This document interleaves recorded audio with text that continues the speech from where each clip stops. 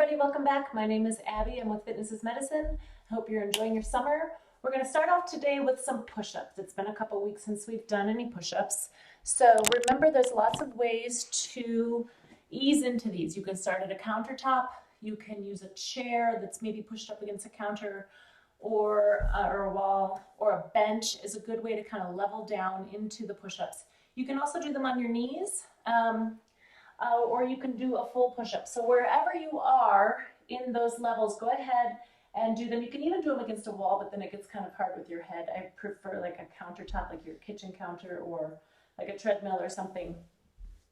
So it's easy to lower down and have good form. It's the same form no matter how you're doing it. So you want to keep a nice straight line from your head to your heels and your hands directly beneath your shoulders. Remember to come into these workouts warmed up and ready to go. I'll go through them with you once, and then you can reverse and go through them a couple more times on your own.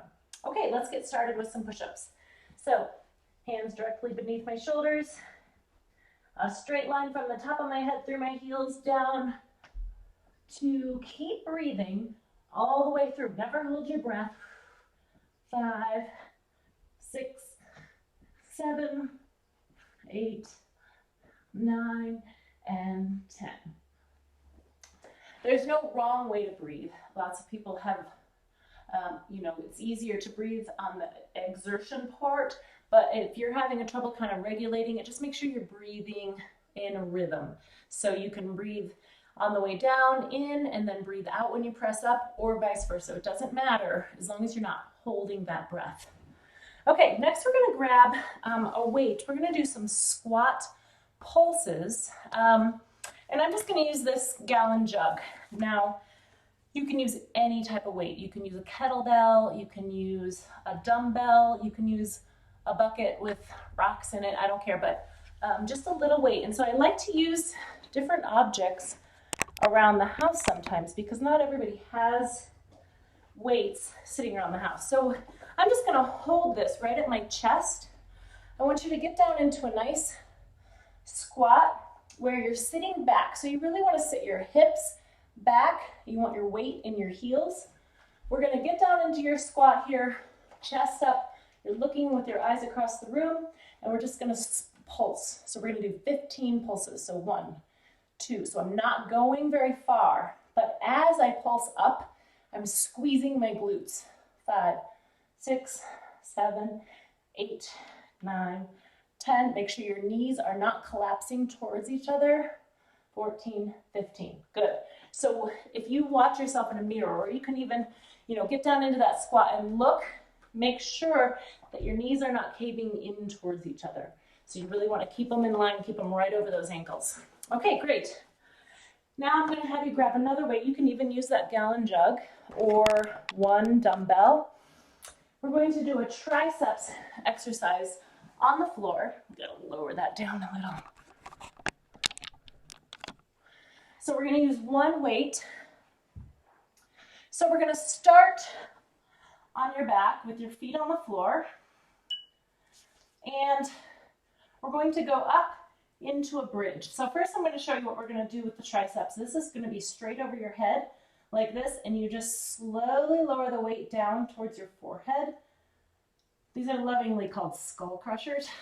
Don't go quickly and hit your head. That's another good reason it's sometimes good to use something like a gallon jug of water or something so that you are not using anything hard. Now, if that feels okay, I want you to go up into a bridge. So squeeze those glutes, press your hips up, and we're just going to do a bridge hold while we do these triceps exercises. The only joint moving here are your elbows. Your shoulders are staying in place, really isolating those triceps, those muscles on the backs of your arms.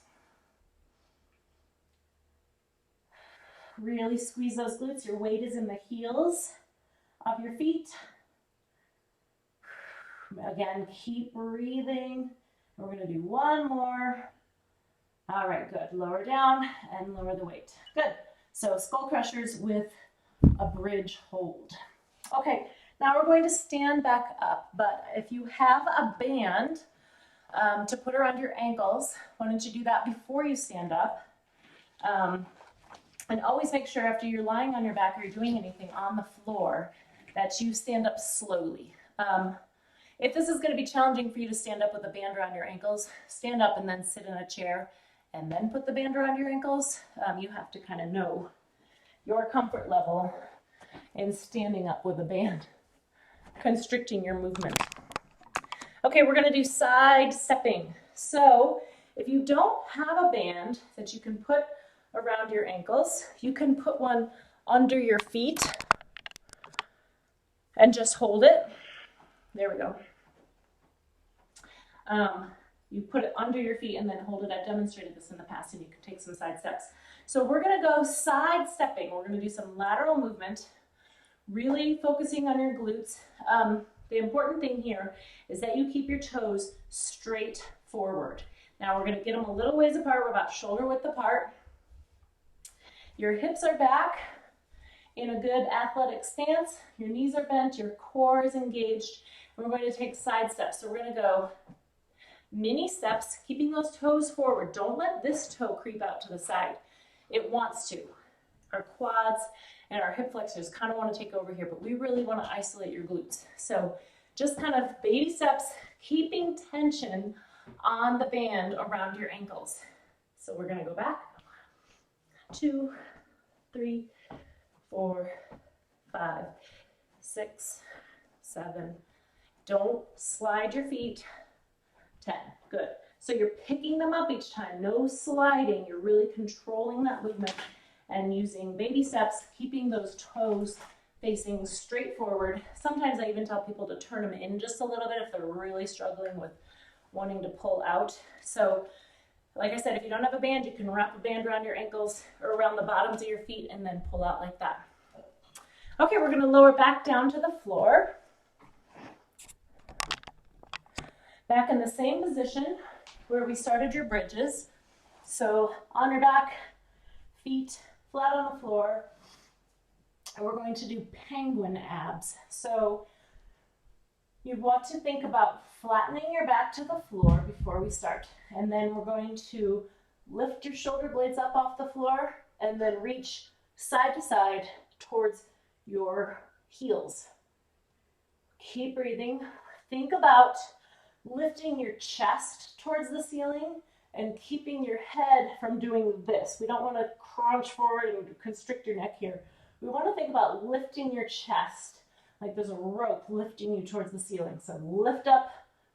4, 5, 6, 7, 8, 9, 10, and 10. Good.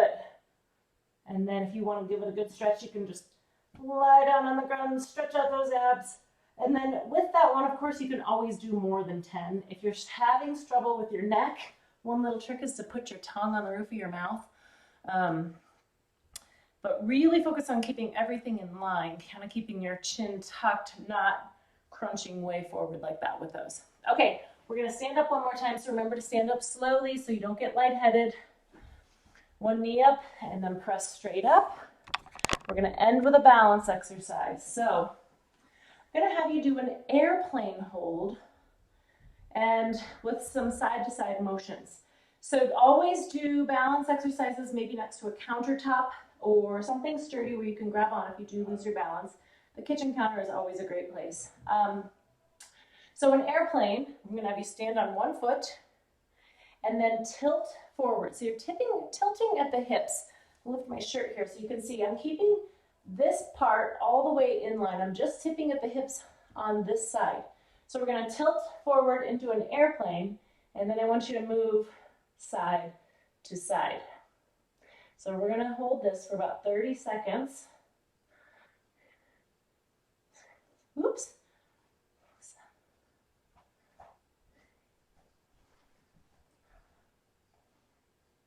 Good, and if you lose your balance, it's okay. Just keep working on it for about 30 seconds. It's hard adding the side-to-side movement. Okay, now we're going to switch sides.